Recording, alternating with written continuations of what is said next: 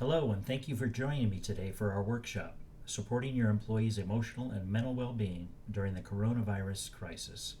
My name is Mike Johnson, and I am the CEO of Johnson Dugan. The purpose of this presentation is to give you some food for thought.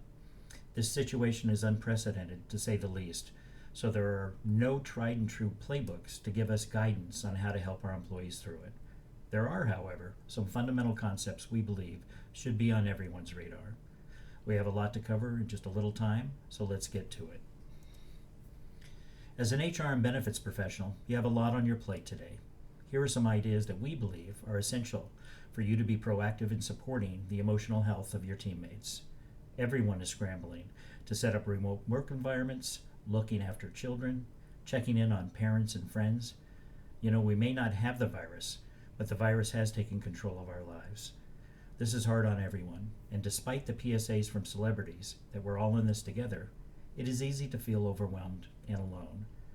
Here are some thoughts. Don't assume that no news is good news. People are overwhelmed, but they may not let you know. Make sure all your support resources, like EAPs, are effectively communicated to your team. This is not a one-and-done activity. You need to be clear and consistent in your approach and outreach to your employees. That help is available. And finally, don't expect your managers to recognize if employees are struggling. This is new to them as well. You can make meaningful difference if you get proactive.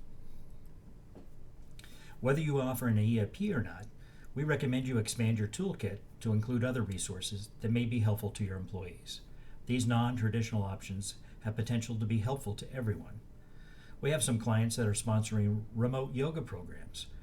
There are free meditation and mindfulness videos on YouTube. Some are actually pretty good.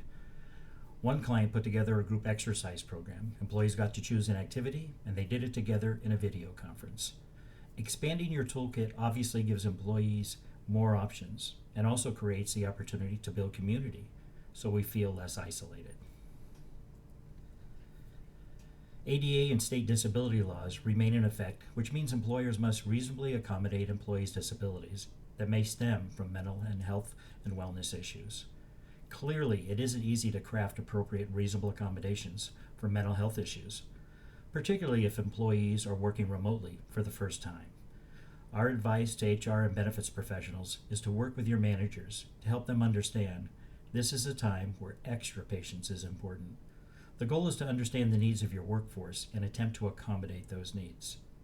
Everyone is understandably stressed, and this situation may exacerbate pre-existing illnesses such as OCD, PTSD, and other anxiety disorders.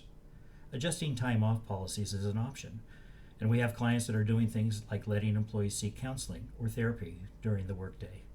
The key is to remain open-minded to new ideas relating to accommodations and encourage communication throughout the crisis.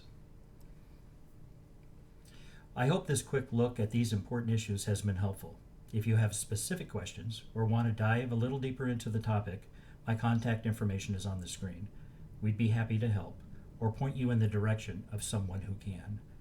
Thanks for watching, and best of luck to your families and business.